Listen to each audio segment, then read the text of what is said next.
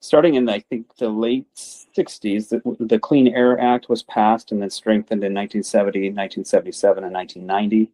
It originally dealt with things that, like, really, really obvious local pollutants that were causing asthma and killing people on a regular basis.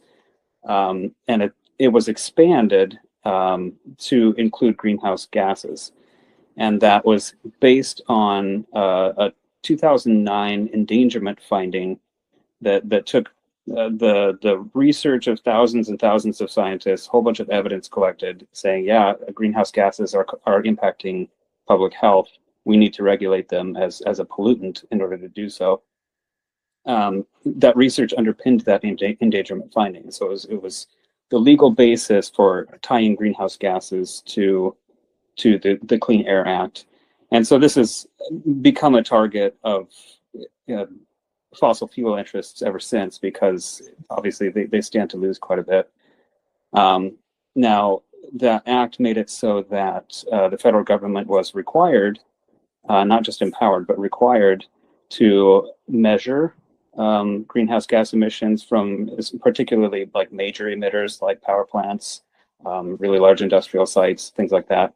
So they have to report this information.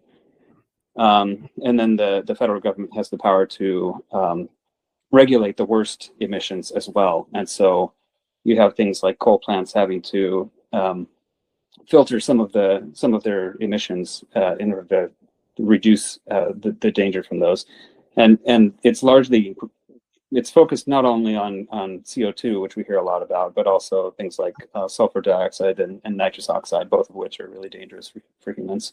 They're not just greenhouse gases, but they're also dangerous to human health. Yeah. So they've been trying to undermine this finding for quite a while, but it's been really difficult because the science supports the fact that greenhouse gases are a danger to public life. But most recently with this administration, they're taking two different approaches. One is to try to undermine the scientific finding itself by replacing it with one produced by 5 hand-picked contrarians.